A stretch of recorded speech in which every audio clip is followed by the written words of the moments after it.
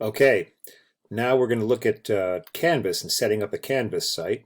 And if you went to the page from our class where I asked you to do this, it looks like this. This is our class. You've all been into the class and you've walked through it a little bit, so you have a sense of how Canvas looks or can look. And this is how I like to set the Canvas class up. If you mess around with this and discover that you like to set it up a little bit different way, that's fine.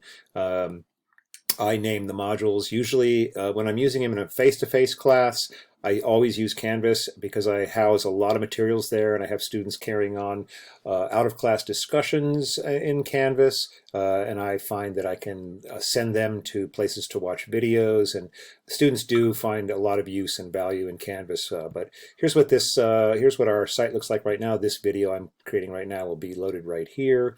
And if you want to get a free Canvas site, you can click right there for yourself, and it'll take you right to, it'll take you to this page.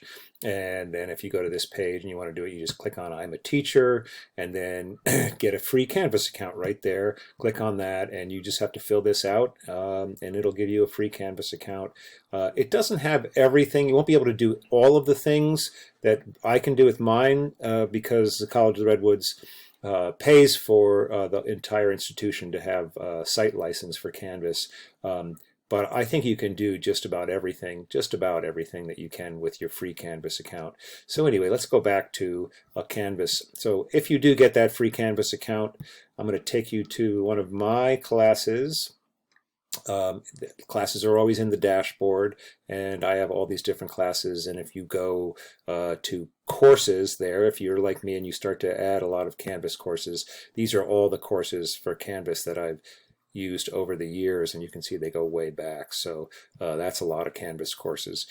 I can actually go in there and pull anything out of any of those old courses to put into new courses, and that's something that we can talk about later in this summer term. But let's go back to the dashboard, and I'll take you to a class that I teach that is completely fresh. It's for next fall. It's called Environmental Sciences 11, which is Environmental Ethics. It's a class I teach at College of the Redwoods. And for the very first time, I'll be teaching this class online rather than face-to-face, and here's what it looks like. This is what your course will look like if you get a new ask for a new Canvas new Canvas shell. Very straightforward. If you want to bring something that already exists, like I wanted to go back, that's probably what I will do, is take everything from my face-to-face classes that I used to use in Canvas, and I'll add them by adding existing content. It's very simple and easy to do. But let's just talk about how you would create a new module. And this is just exactly what I've done for our Canvas class, and I would just call this one, say, Module 1, and it'll jump down, and you can take any of the other times you've typed this in the recent past, and it'll offer you all those different, let's just say if I wanted to use that one. And I can lock it. So I can lock it so that that the students won't be able to see it and get into it until a certain time, which is very nice sometimes when you're working on a class and you have still some things to do, and you're beginning the class and there's 3 months ahead in time, you want to add a new module or whatever, but you just simply click add the module, and there's the module. And now you have a module, and this is your home page, and you can set different home pages. This gets very intense. There's so much material and things that you can do with this, but this is just the very simplest aspect of it. So you want to add something to that module, you click here on this, and these are the different kinds of things you can add to a module. You can add a quiz, you can add a file, you can add a page, you can add a discussion, and these external URLs, external tools, and a text header for the module. But anyway, so let's say we wanted to add a page. Many of the things that you've seen in our classes are pages. Every one of the ones that says explore is a page, and we'll call this one explore, and we'll say choosing an LMS.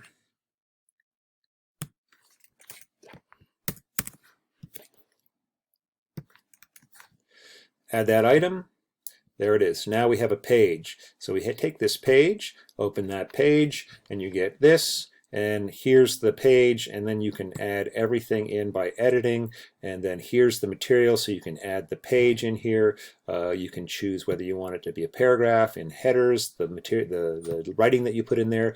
You can add media like this video that I'm producing right now. You can add links. It's quite easy to work with. And then when you're ready to publish it, you can save it anytime. And then there's another way to publish that when you go back to the modules. I can show you that too. But let's add something else. Let's edit this page. Let's go back. Sorry, that's not what I wanted to do. Leave the page. Go back to the module, and we'll add something to the module. Let's say we wanted to add a quiz to the module. And you click New Quiz. Any of the other quizzes that you have, you can always pick one of those that's already been created and just add an old one. And let's say a quiz on LMS choices. Add that item, and once you add the item, and this is the little logo that designates that it's a quiz, you can open it up like this. Just click on it. And you can edit it, and this is where we'll talk about this more later in the assessment section module. But there's all kinds of material here that you can use to create quizzes. You can pick from question banks. You can add new questions. So it's designed a little bit differently than the Google Classroom, in that it kind of sends you down specific pathways into much more focused things, whereas Google Classroom is more wide open and gives you a little bit less facility with the kinds of things you can choose to do. And then Canvas is also built with a lot more different things involved in it, so that we can look at that later. We'll look at that later. But this is the basic outline of Canvas, and this is how it works.